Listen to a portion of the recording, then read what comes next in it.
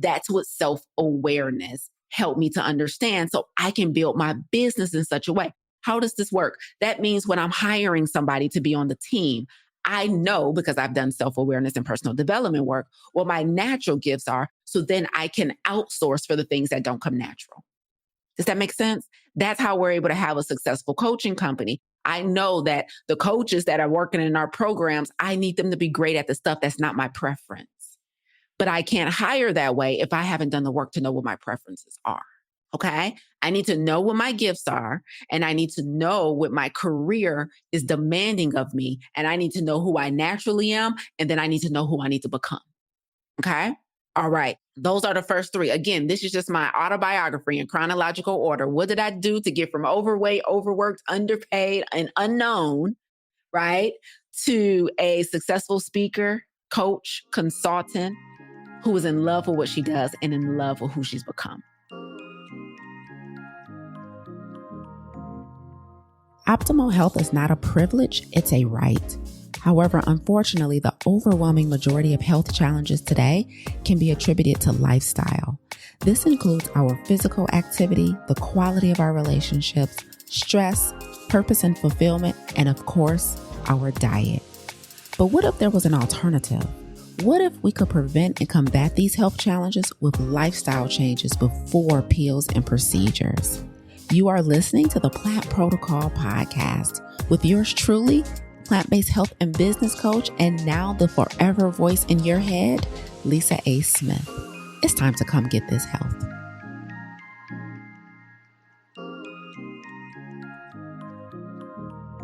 Speaking, coaching, and consulting is a super rigorous career. Speaking, coaching, consulting, if that's something that you want to do, if you're currently doing it, if you aspire to do it at a very high level, meaning you want to make it your main source of income, you wanted to make it your main source of service in the world, then this episode is for you. This is my story. This episode is going to be a bit of an autobiography. In this episode, I want to share with you that whatever you're thinking about what it takes to have a successful personal brand, whatever you're thinking about what it takes to have a successful speaking career, whatever you're thinking about what it takes to have a successful coaching and consulting company, you're probably wrong. So I want to correct some things for you, but I'm going to do it through my own personal autobiography. So I am Lisa A. Smith, plant-based health and business coach, specifically to speakers, coaches, and consultants who want to optimize their health to take their career to the next level. And today I'm going to share with you how I have been able to go from overweight, overworked, underpaid to a successful, sought after speaker, coach, and consultant, and a body that I love and that I am proud of. And I am not stressed out, overstretched, or feeling unfulfilled. So I get to fill up my personal need for service and purpose while serving and pouring into other people. And so I think this episode is going to be for you if you are someone who is currently acting as a speaker, a coach, or consulting, or you aspire to, and you're looking to know what it all takes to actually reach the level that you can sustain a career and a quality of life that you desire. Okay. So we're going to get into that today. Let me tell you the motivation and the catalyst for this episode today, guys. So I had a revelation just a couple of days ago as I was thinking about my history in coaching. And when I say my history in coaching, I mean myself as a client, not myself as a coach. So I've had coaches for the past several years. Like I've invested a lot of money in coaching, like well over $100,000 in coaching, probably closer to 200,000 actually. So I've invested a lot of money in coaching over the years. And I just had a revelation recently, which is I was thinking about all of the coaches that I've had, and specifically in the past 5 years, right? Since like 2020. And I was kind of drawing threads and through lines to their commonalities. And I realized in the last 5 years, all of the coaches I've had have battled their own personal health issues. Now, they all have a lot of great things in common. They're all really successful in their specific niches. They all run 7-figure companies. done a great job of developing a personal brand. So they have name recognition around their personal person and their companies. They all have really established themselves as credible and subject matter experts in their field, but they also have something else in common. They all have battled health challenges, whether it be physical, mental, or emotional. And I've witnessed it personally, right? So all of my coaches that I've personally had in the last several years, and for me, this has all been business and personal development coaches. They all have health challenges, and they speak and they teach and they coach and they have personal brands, but they also have health challenges that they've been pretty public and transparent about. Like, it's not a secret, right? And as I was thinking about this, I was thinking about the exceptional need for people who want to have a public brand and who want to speak and who want to teach and who want to coach, the exceptional need for them to prioritize their health first. Now, what happens is, because in our culture, entrepreneurship is glorified and having a public persona is glorified, what a lot of people mistakenly do is they put all of their energy into the brand, into the company, into the work, as opposed to putting all that energy into themselves first. And so they look up and they haven't quite developed the habits that they need to develop and the discipline that's required to maintain an optimal level of health. So I want to address that today. And I'm going to run through and tell you guys 6 things that I did to arrive to where I am today, right? Down over 60 plus pounds, confident in my body, confident in my ideas, mastery in my field, running a successful coaching and consulting company, and helping others to starting to do the same, right? And so I want to take you through kind of my autobiography and break this down for you. This today is just my autobiography live in audio. Okay. And I want to tell you how I went from kind of overweight and overworked and underpaid to where I am today. Extremely happy in a career and a body, right? And a mindset that I'm proud of because I worked to get here, and I want to share this. And so what I'm going to do for you today is I'm going to tell you what I'm going to chronicle my story to how I got to where I am today. I'm going to do it, like I mentioned, chronologically, but as I go through each thing that I did, I'm going to tell you why I worked on it. What's the significance of it? Let's get into it. I'm going to tell you the first thing I did. So I started my company in 2015. So we are 10 years old this year. And in the past 10 years, I've coached hundreds of people, thousands of people came through our ecosystem, our classes, our programs, all of our experiences. So I have been doing this for a very long time. And suffice it to say, it's been an evolution, right? And one of the things that a lot of people know to be true about entrepreneurship and about business is that it takes hard work and it takes long hours. And that's all very true. But one thing we also know about entrepreneurship is that a lot of people, they arrive to a level of success that they're proud of, but they arrive at that success sometimes broken, sometimes overweight. Relationships have been sacrificed. Health has been sacrificed, right? Maybe their faith and their personal development has been sacrificed. And so one of the things I want to do is teach you how I've done that without sacrificing. So here's the belief that I need you to now embrace and hold in your spirit as we move forward today. Success does not require you to sacrifice your health, physical, mental, or emotional, or your relationships, or your well-being.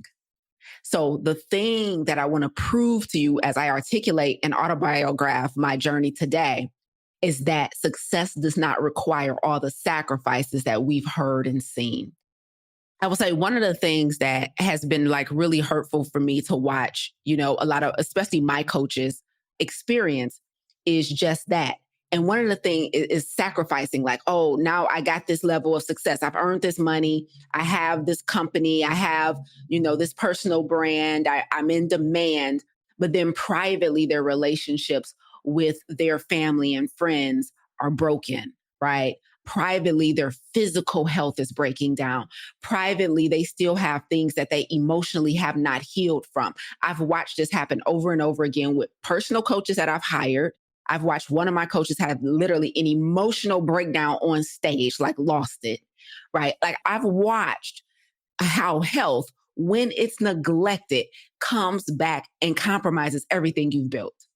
And so one of the things I need you guys to understand, if you have a desire to have a personal brand, a public brand, have a personal career that requires you to be in front of people as a speaker, as a teacher, as a coach, as a consultant, I need you to listen very closely to my story today, because if you do this thing in the wrong order, you run the risk of losing everything you worked so hard to build because you did things out of order. There's an order of operations. Math was my favorite class in school, in high school, in college. I love math because there's an order of operations. Like, you can only get to the answer one way. Like, you have to, multiply before you add. You have to divide before you subtract. Like, there's an order of operations. And this goes the same for having a successful speaking and coaching career. There's an order of operations. So let me tell you mine. Over 10 years ago, I was overweight, about 65 pounds overweight. And my journey into this career, into entrepreneurship full time, started with weight loss. So I'm going to break down these 6 things for you. The first one is I lost weight. So how did I go from being broken, unknown, overweight, unsure of what my purpose was, to where I am today? Successful coach, speaker, consultant with a multi-6-figure company who has recently, just in the last couple of months, signed a partnership deal with one of the top personal development companies in the industry. The first thing I did, y'all, was lose weight. How did I do it? I hired a trainer and I adopted a plant-based diet. And I'm going to tell you how I did it. Now, this is my how. Now, you guys, you make a decision what steps you're going to follow or whether or not you're going to take this in. But I'm telling you right now, there's an order of operations. Somebody put that in the chat. There's an order of operations. A lot of times we try and work on stuff in the wrong order, and the stuff we neglected that we should have worked on first comes back to potentially destroy everything we've built. So this order of operations goes like this. Step 1, get your physical body together. Let me tell you why. If you desire to have a career that requires you to be in service to people and in front of people on a regular basis, the very first thing you need to be exceptional is the complete absence of any insecurity or self-consciousness. There's an order of operations. In my business accelerator, where we help individuals to start or grow their coaching company, one of the things, I've had plenty of intimate conversations with our clients, right? I started my business accelerator in 2021. So I've had over the years plenty of intimate conversations with our clients. And I'm going to tell you about one conversation I had with someone. She said, Lisa, I think I have an issue with my memory. She says, I'm learning all of this stuff. I'm learning the science. I'm learning what it means to be a great coach. And she was like, but when it's time for me to get up and get in front of people, I can't seem to recall it. She's like, I know the stuff when I'm not on stage. I know the stuff when I'm not on the mic. I know the stuff in private. But when it's time for me to get in front of people, I can't seem to remember. She said, so I want you to help me with my memory. And so I started asking questions, as a good coach does, right? So I started probing and I'm probing and I'm probing. And eventually she revealed to me that part of the reason she could not recall information when she was on stage and in front of people is because one part of her mind was consumed with how she looked. She admitted to me that while she had lost a lot of weight so far on her journey, she still wanted to lose more weight, and she was still self-conscious about how she appeared in front of people. So she had issues with appearance. She had self-consciousness issues. She had some body insecurities, and that impaired her ability to be fully present with her audience when she showed up. And it impaired her ability to recall information that her audience desperately needed for transformation. Listen to me very closely. This is a public profile. If you want to be a speaker, if you want to be a coach, like, it is going to be you who is in demand. It's not going to be your company. It's not going to be your service. Not yet. In the beginning, you build your brand off of you. So Lisa is in demand. As much as I want Farm to Table to be in demand, as much as I want the Plant Protocol to be in demand, as much as you want just your business to be in demand, if you are signing up to be a coach, a speaker, a consultant, you are building a personal brand. And anything that impairs your ability to be fully present with the people you are in service to is a problem. The first thing I did on my journey to achieve the success we have today is I took care of the things that I was insecure about. For me, it was my weight. So I went out and I got a trainer and I adopted a plant-based diet and I lost over 60 plus pounds and it changed the game. There's an order of operations. Insecurities and self-consciousness will compromise your business. And here's the thing, you're working on it and you like to think that, no, I'm good. I'm perfectly fine with who I am. But then you get on to record a video and you can't do it because you're like, my light, I don't look good on my chin. Oh, they're going to see my arms. I can't. When I get on stage, how long does it take you to pick an outfit if somebody books you to speak?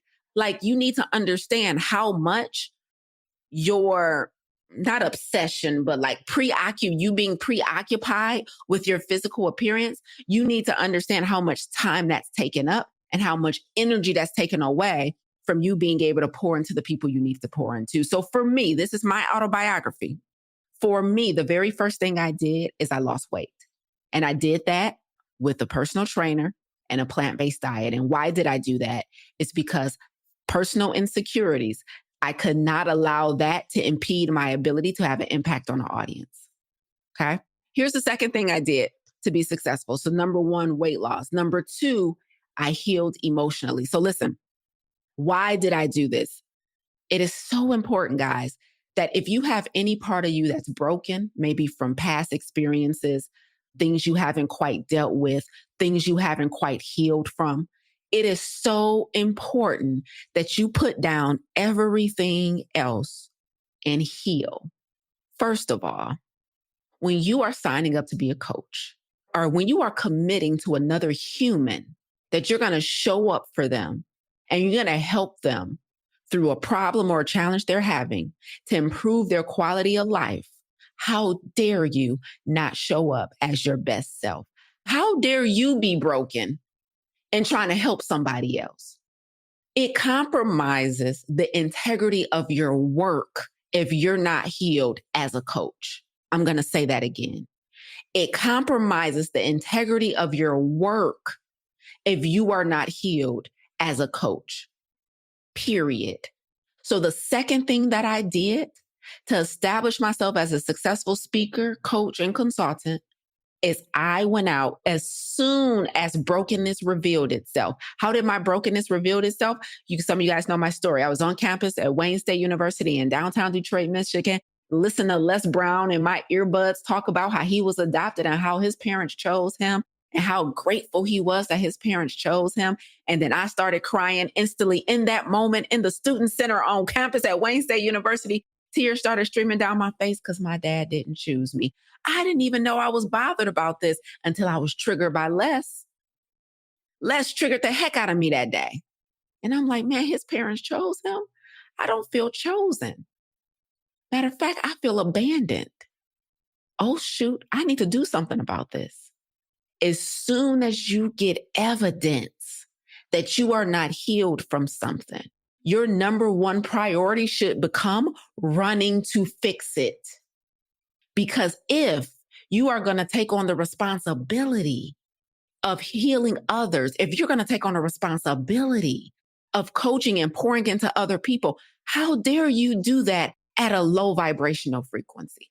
Brokenness is a low vibrational frequency. We are all nothing but electromagnetic balls of energy walking around. How dare you allow your frequency to be low when you know it's low?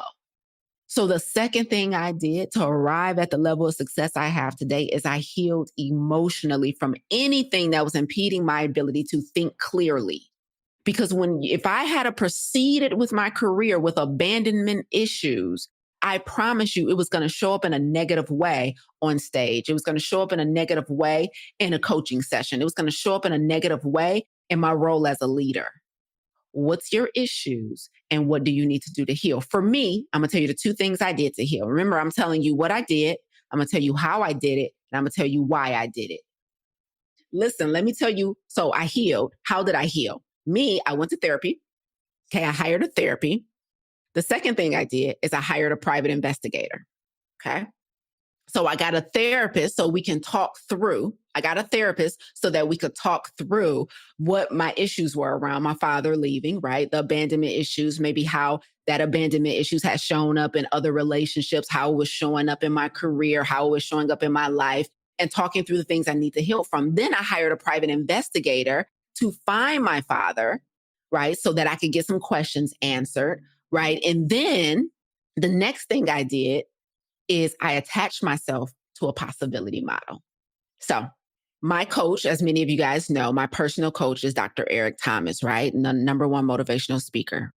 And I was at one of his live events several years ago. I think it was in Chicago. I can't remember. I think we were in Chicago or Atlanta. And, I'm front row. So I was in VIP right up front.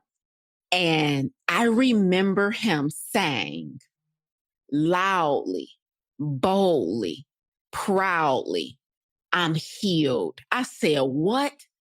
I almost slid out my VIP seat. Okay. He said, "I'm healed." I said, "What?" I ain't never heard. How was that like a tool for business success? He said, "You can't touch me because I'm healed." I was like, oh, it's like a bright light started shining around him. I'm like, what? Give me some of that. What that tastes like? Where they sell that at? Right? I'll never forget. He said, "I'm healed." I said, my. And so I continued. So I attached myself to a possibility model. So I got a therapist. I hired a private investigator so I get some answers for the questions that I had about the things that had broken me. And then I attached myself to someone who was healed so I can see what that felt like. Because prior to that moment, I had been attached to unhealed people. Now, this is me realizing this in hindsight. At that point, I didn't know. It wasn't like I was like healed, unhealed, healed, unhealed. I know now, right? Because I can see it, right? I can tell on my team who's unhealed. I can tell in my clients when they unhealed just by the questions they ask. Like I can point it out now, but then I was just getting introduced to this concept. And so I had to attach myself to someone who had done the work and who had arrived at the place. Because there are some people who believe that you go through your whole life and you never heal. I don't believe that. I believe you can heal from things. Some people think you never arrive. I'm like, BS. Yeah, right. I'm not saying that there's not things that can't still break me. I'm still human. I'm still going to experience things in life as I'm living. But there are things that I can heal from and be over. Like you can get over things and through things successfully in a healthy way, right? And so that's what I've done with the abandonment that I was feeling with my father. So that's the second thing that I did to arrive at the level of success that we have today in business is I worked on the things I had to heal from because again, how dare you? How dare you tell another human who's dealing with their own stuff that you're going to help them and you are still broken? How that is out of integrity if I've ever seen it. How dare you not be doing the work? How dare you be running away from how dare you?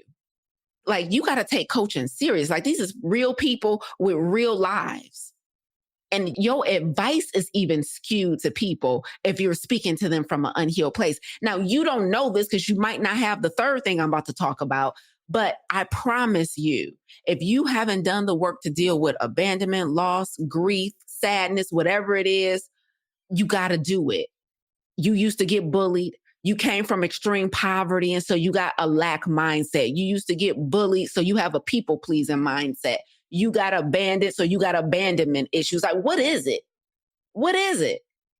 You got to deal with it before you attach yourself to another human talking about, give me your money and your time and I'm going to help you.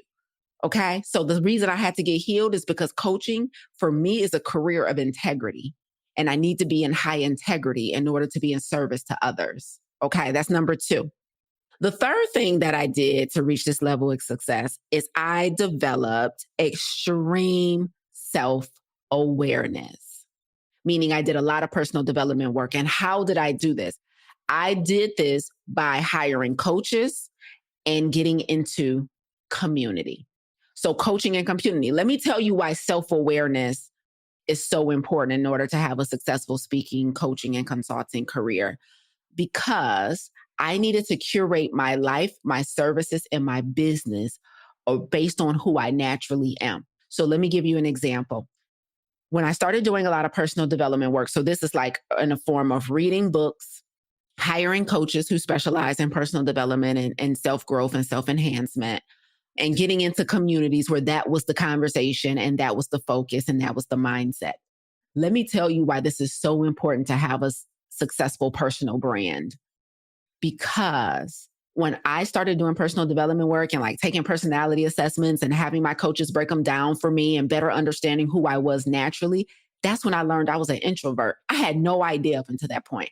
I'm just like, humans are weird. Why would I want to be around them? Now I understand why I think humans are weird and don't want to be around them that much. I'm an introvert. I'm like, oh, light bulb, right? This is why, I want in and I want out. This is why I'm so direct and straight to the point. This is why I don't like small talk. I started learning all of these things. Like I knew that I didn't like small talk. I knew that I had more fun alone than I did with other people. Like I knew all this stuff, but I didn't know why. I didn't have language for it. I didn't know, oh, it's because you're an introvert and you're like this. Oh, okay. So when I learned that about myself, guess what happened specifically when it comes to speaking and coaching? I was able to develop the person that you're watching and listening to right now, Angelica, i.e., my alter ego. I realized that the career, the gift that I had in speaking and articulation and teaching required me to be in front of people often. But naturally, this is what self-awareness taught me, I'm an introvert. I'm like, okay, well, how can I make these two people coexist? God gave me this gift of speaking and teaching and articulation, but he also made me an introvert. Neither one must be on accident. Each individually have their own strengths. How can I marry the two together so that I'm not personally exhausted at the end of the day? I'll create an alter ego that I turn on when it's time for me to show up. And I'm going to refine her and I'm going to give her mastery. And I'm going to get so good at being in this alter ego that people will think it's really me. Even as I tell you guys, you're talking to my alter ego right now, you probably don't believe there's no way this is not really you.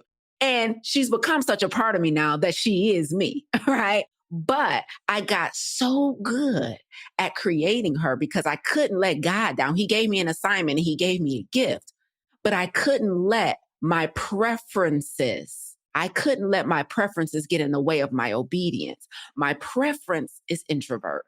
My preference is quiet, alone, in my own thoughts, solving problems in my head. That's my preference. But my gift says public, speak, shake hands, kiss babies, hug people, take pictures, right? Talk, meet friends, right? That's what my gift demands of me. So the self-awareness and the personal development work that I did helped me to marry the two together because your preferences don't always serve you. However, you cannot utilize that principle and that understanding unless you know what your preferences are. So that's what self-awareness does.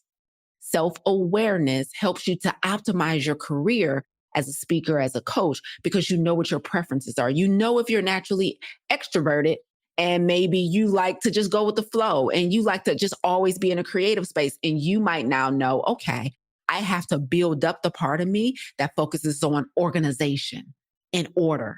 If you're naturally extroverted and like to go with the flow and like to be all over the place. Or you might be like me, you're naturally introverted, you're naturally organized, right? And so you got to focus on being more extroverted and going with the flow instead of everything being in order. What part of me needs to be built up because it's not who I am naturally? And what part is my natural gift that I can do with ease? That's what self-awareness helped me to understand so I can build my business in such a way. How does this work? That means when I'm hiring somebody to be on the team, I know because I've done self-awareness and personal development work, what my natural gifts are. So then I can outsource for the things that don't come natural.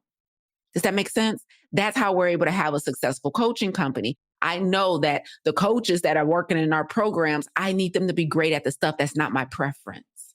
But I can't hire that way if I haven't done the work to know what my preferences are. Okay. I need to know what my gifts are and I need to know what my career is demanding of me. And I need to know who I naturally am. And then I need to know who I need to become. That's what self-awareness does. It helps to reveal to you who you are naturally. So then you know who you need to become. Over the past decade, I've worked really hard to establish a personal brand, a brand that has been built organically off of my persona, personal values, preferences, and mastery. One of the things I know to be true about building a personal brand is that it would not have been possible or as successful had I not started with my personal health. For me, that meant physically losing weight and gaining body confidence, developing self-awareness, and most importantly, healing emotionally from things that I needed to work through before I could show up authentically in my business and be in service to others. If you know that you need to do the work to significantly improve your physical, mental, or emotional health so that you can establish or grow your personal brand, you need to be in the Next Plant Protocol 30-Day Vegan, Salt, Oil, and Sugar-Free Challenge. This is my way of helping you to do exactly what I've personally done. Gain professional success by starting with personal success. Many times when we're on a mission to help others, we get consumed by what we need to learn or the credentials we believe we need before we're qualified and ready to serve. However, what we really need is to start with ourselves. We need to start with self-mastery. We actually need to get the weight off and eliminate things like chronic fatigue. We need to start feeding our bodies and our brain properly and lift things like brain fog so that we can clearly be creative and have recall. We need the ability to concentrate so that we can produce excellent intellectual property. If you want to do things like write a book or create some other form of intellectual property, maybe you want to become a well-known and highly sought-after speaker. If you're interested in having a coaching program that actually transforms lives, then you are required to be the best version of yourself first. You can't show up as a mediocre version of yourself trying to help others become the best version of themselves. So if I'm talking to you and your personal brand needs some work, I invite you to register for the Next Plant Protocol 30-Day Vegan, Salt, Oil, and Sugar-Free Challenge, the Personal Brand Edition. The challenge runs from July 1st to July 30th. However, prep classes will be held in the month of April, May, and June leading up to the challenge.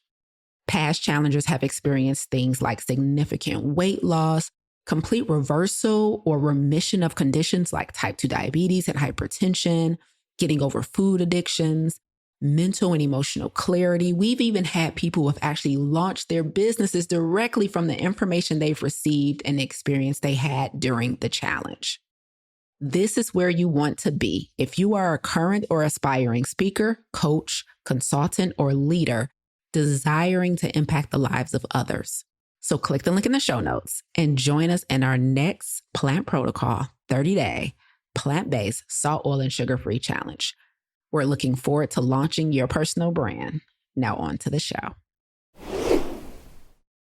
Those are the first three. Again, this is just my autobiography in chronological order. What did I do to get from overweight, overworked, underpaid, and unknown, right, to a successful speaker, coach, consultant who is in love with what she does and in love with who she's become?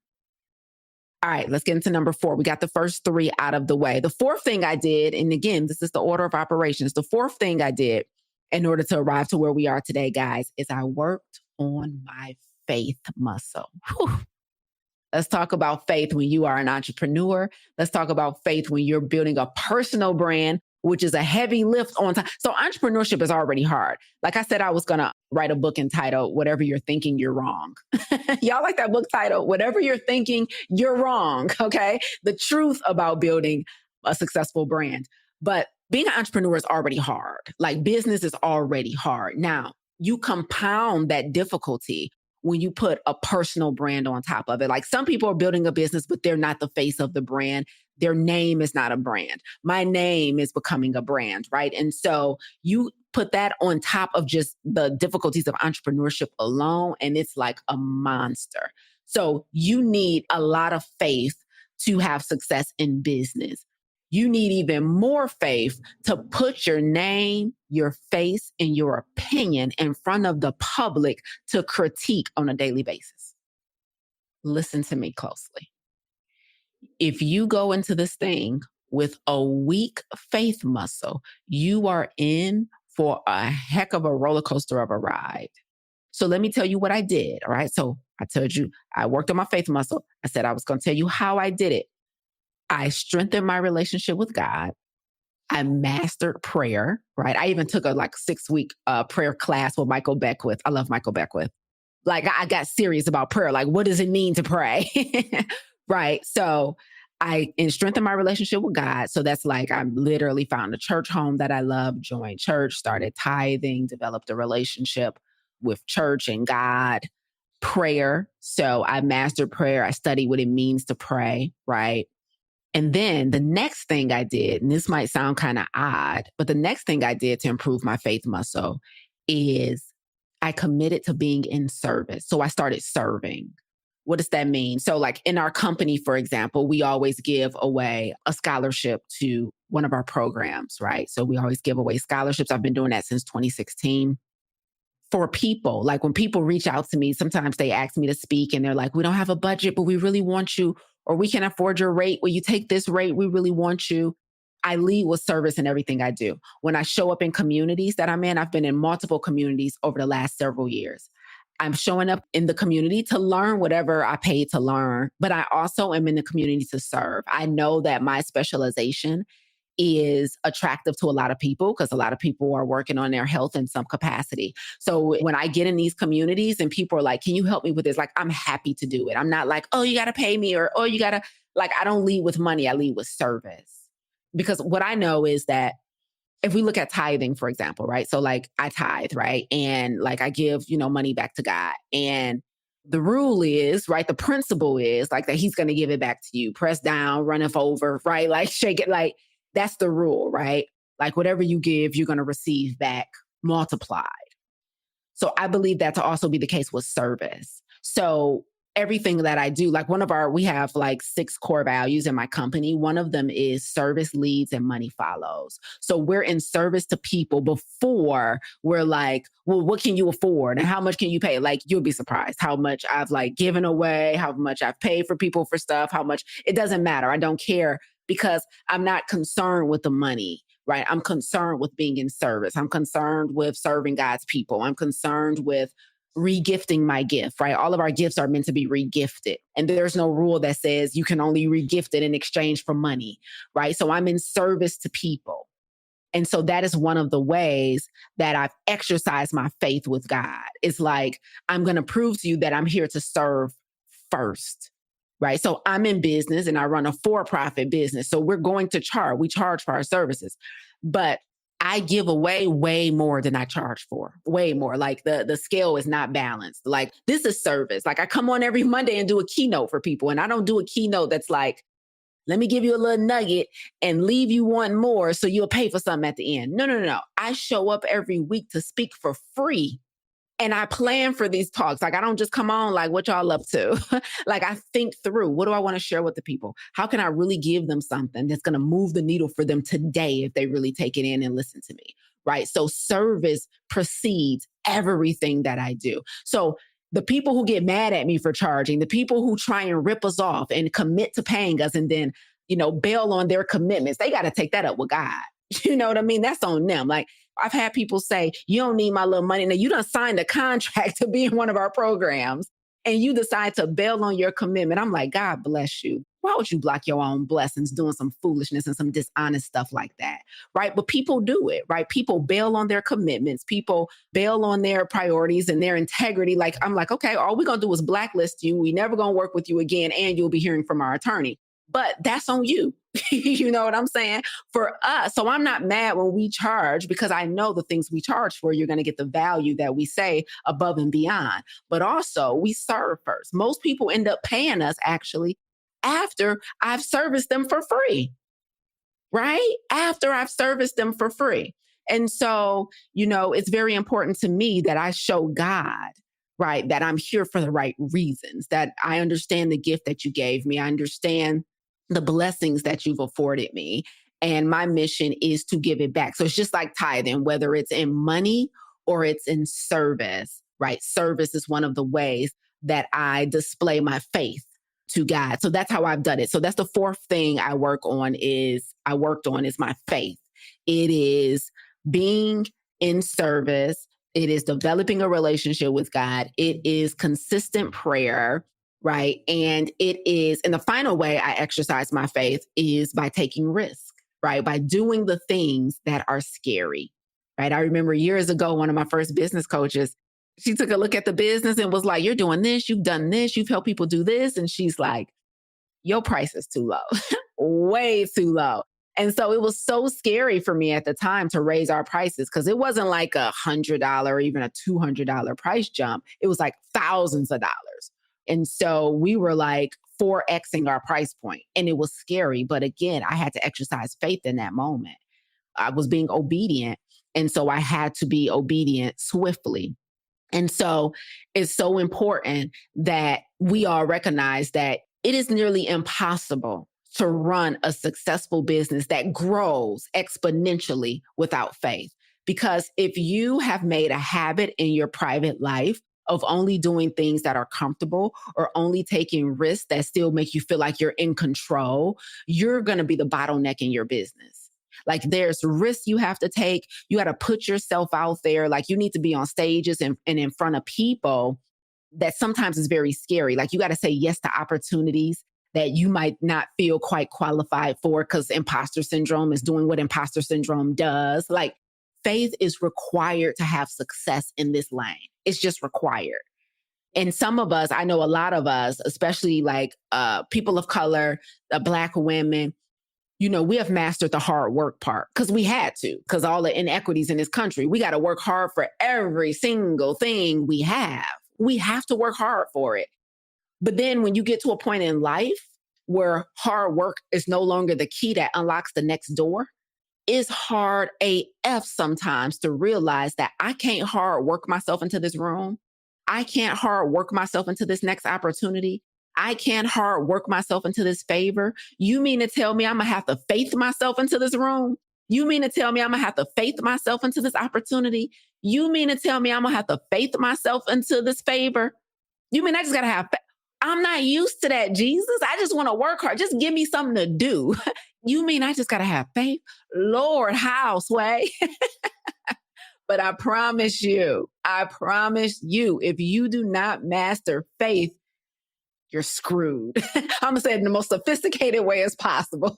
If you don't master having faith and not just hard work, buddy, doggone it, you're screwed. Okay. All right. That's number 4. Let's do the last two. So we can get up out of here. So number 5, we're going through the 6 things I had to do. The 5th thing that I worked on to get from there to here are my beliefs. So let's talk about beliefs. Okay.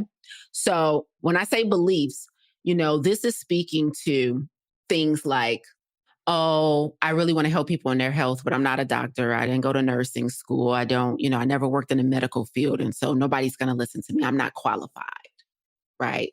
Beliefs is speaking to the stories that you're telling yourself about your personal ability, the stories that you're telling yourself about what is or isn't possible for you. Like, oh, I've never seen anybody have a successful business. I don't have any entrepreneurs in my family. I can't do it. It's too hard. They won't buy. Nobody has money. Nobody has time. Nobody wants to get healthy. I'm too old. I'm too this. I'm too that. Beliefs.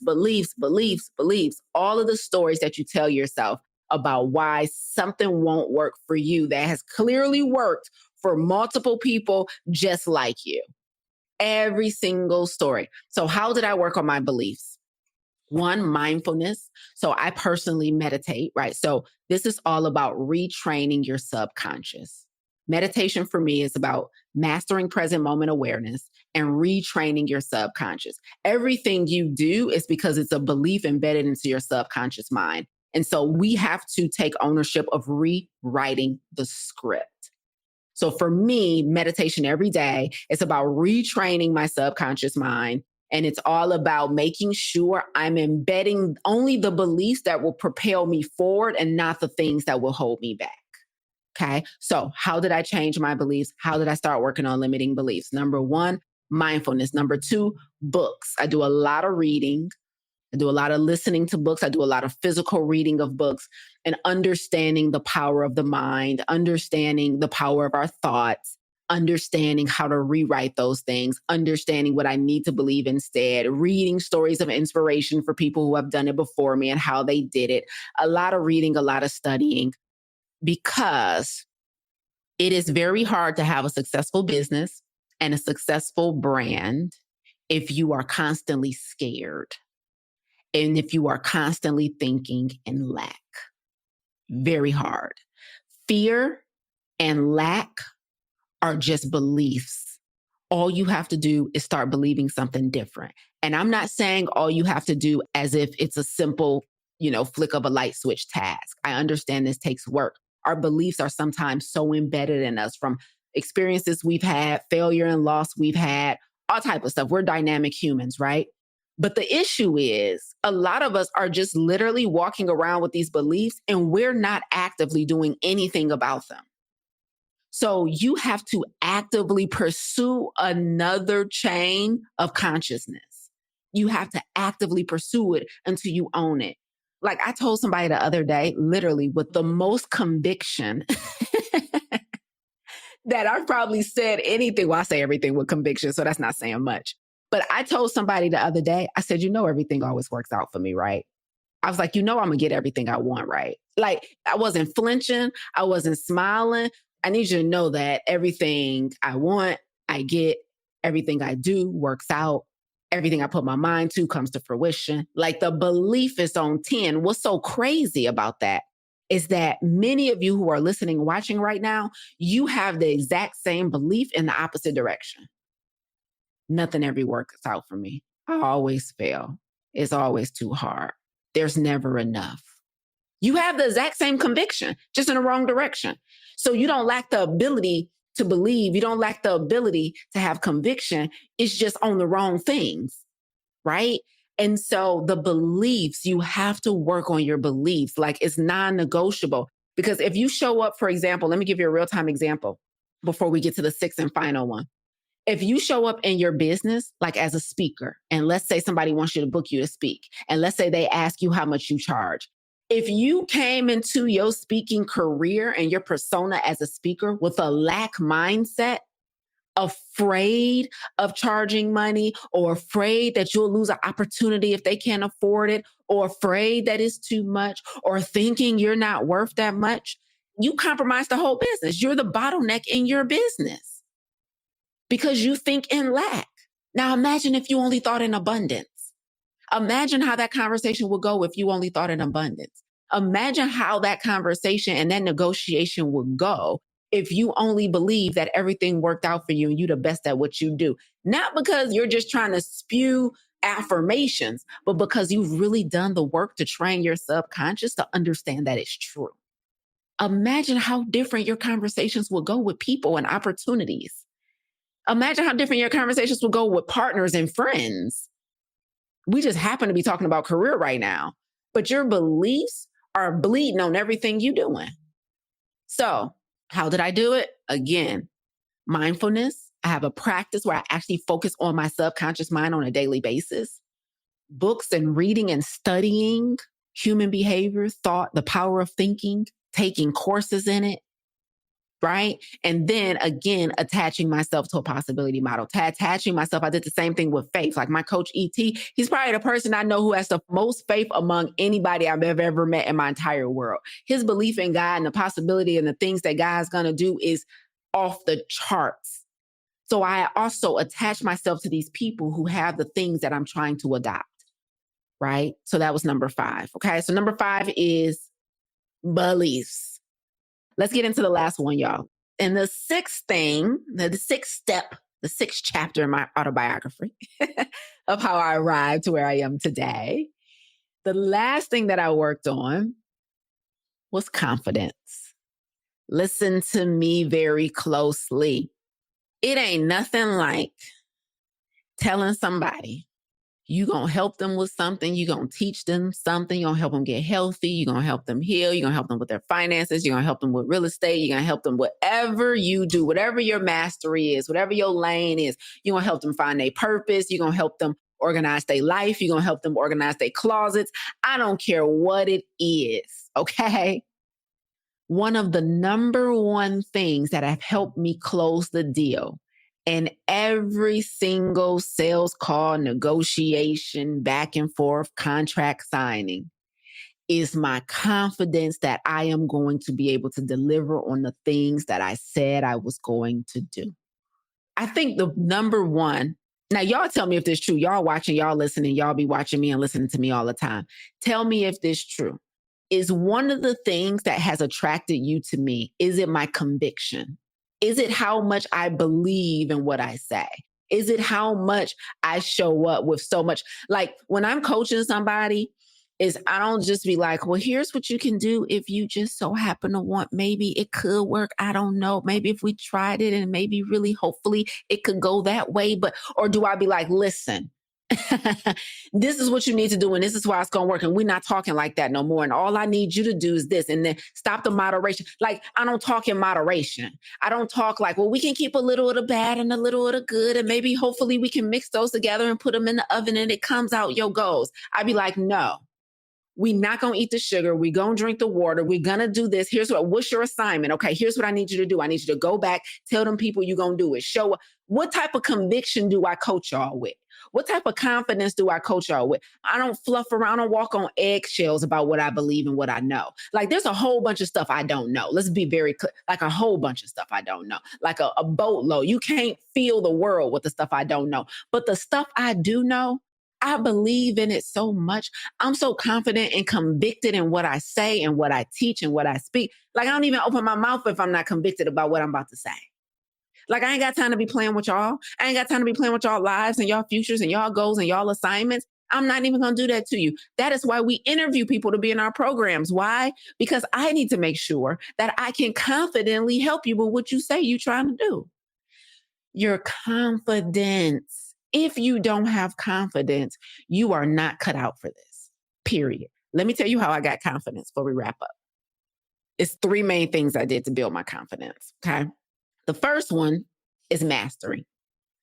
The very first thing I did was develop mastery in a subject matter. And this is why when I'm teaching business, I tell you guys, you cannot just be a generalist. Stop trying to help everybody with everything. I could just help anybody who want to get healthy and that's all that matters. No, you cannot. You need to specialize. Why? Because when you specialize, i.e. when you niche down, you then are able to build mastery and a more narrow focus, and it helps you to show up with more confidence. But if you're like, I just want to be a generic plant-based coach and I just want to help anybody who wants to go plant-based, it doesn't matter what's for, you're going to have one person in your class with cancer. You'll have one person in your class with diabetes. You'll have another person in your class with depression. You're going to have another person who just want to save the animals. And you're trying to speak to all that and deal with all of their individual beliefs and deal with all of their individual emotions and experience around each one of their circumstances. And yes, you know plant-based nutrition, but you can't speak to the human because you don't have their direct experience because you decided you was going to be a generalist and just help anybody who wanted anything. That's why you ain't confident. You don't have mastery over anything. You just know a little bit about a lot. So one of the ways I developed confidence is I developed mastery. Like I know what I know and I know it at a high level. Like if you want a successful coaching business, I got you. If you want to be a speaker, I got you. If you want to understand how to use plant-based nutrition to lose weight, I got you. Like you got to have mastery over something. Mastery 10x is your confidence. Because ain't nobody tell you nothing about it. And I know every single one of y'all on here knows something about something and you know it more than the average person knows it and can't nobody tell you nothing about it. Think about it. So I'd be baffled when people like, I could just help anybody find a purpose. I'm like, anybody? That's wild, right? Like all this generalist stuff, right? Okay, so the first thing I did was mastery. The second thing I did to develop a ton of confidence is repetition. Now, this is where it gets tough and challenging because a lot of people have a very hard time doing the same thing over and over again over a long period of time. Why? Because we like things to be exciting. We like things to be new. We like things to feel fresh. But the way you develop confidence in something is with reps. So like when I'm telling my coaches, I need you to get online and create content regularly, consistently, right? I don't care if nobody's watching. I don't care if nobody's commenting.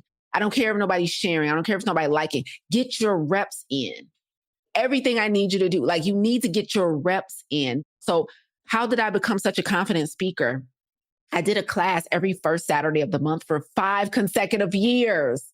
From 2017 to 2023, I taught Get Planted, an introduction to a whole food plant-based lifestyle, every first Saturday of the month. In 5 years, ask me how many Saturdays I missed. I'll tell you, 1. And that's because I had to go to a speaker's event where I, by the way, took home first prize in a speaking competition. That was the Saturday I needed to miss first Saturdays.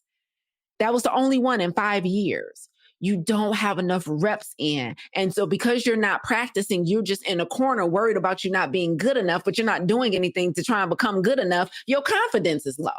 It makes sense, right? So how did I build my confidence? Mastery, which means I study my subject matter. And it's easy for me to study my subject matter because I'm specialized. So I niche down into one thing. So it's easier for me to study. It's easier for me to do continuing education. It's easier for me to go to events and know what I need to learn because I'm focused in my lane, right? So mastery over my subject matter and then reps.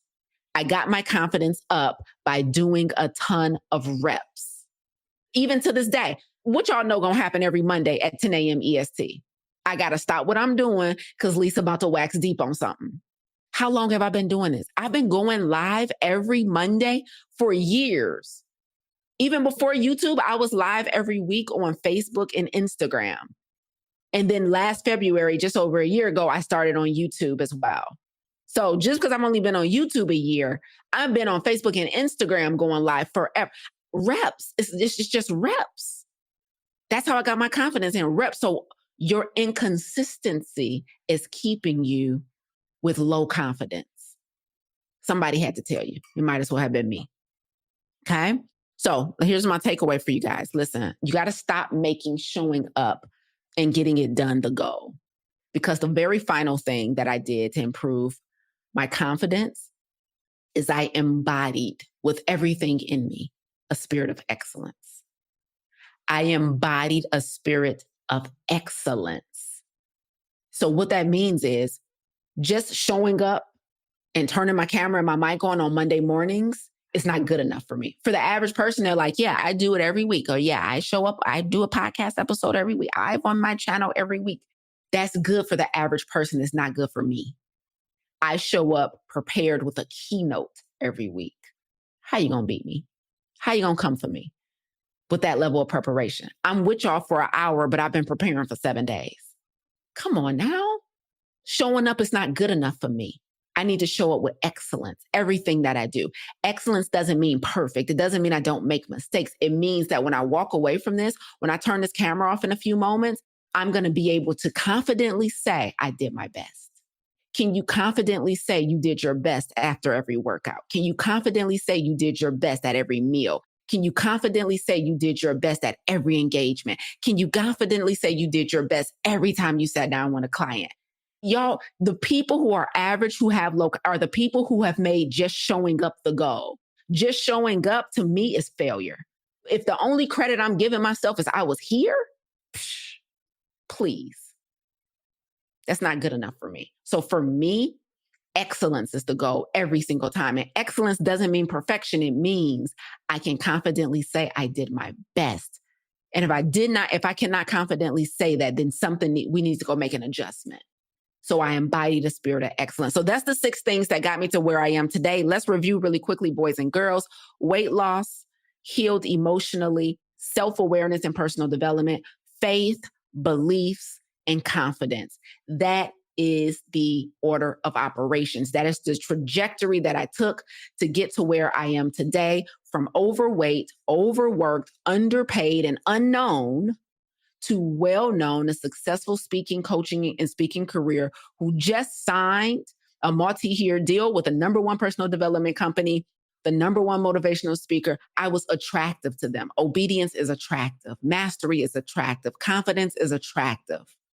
Body confidence, attract. Y'all should see me when I step on base stage. When ET and them say, Lisa, we need you to come up on stage and share this. I'll be confident. I'll be leaned in, legs crossed, pumps on. What y'all need to know. I'm not intimidated by being in a room with the number one motivational speaker and his audience because I came with my own bucket of confidence, faith, healthy beliefs, and a bomb body. What? Put me on any stage and I'm going to hold my own. Matter of fact, one of the most common things I hear on stage is, I got to go after her and do. That's all. And that's it, y'all. I got to get to this next meeting. I had a little more I want to share with you guys, but I got to run. Meet me back here next Monday. We'll go deeper on this conversation about what it really takes to have a successful business and a great personal brand. And until next time, y'all, I will see you then. Bye, y'all. You tuned in today because, like me, you refuse to let your good become the enemy of your great. You're not settling for good health when optimal is well within reach. If you're ready to go from good to great, visit lisaangelsmith.com to learn more about our plant-based health coaching program, Farm to Table, and our plant-based business accelerator and coaching certification. But before you go, if you enjoyed what you heard today, please consider rating and reviewing this podcast. Until next time, remember, radical obedience is still undefeated. Stay obedient.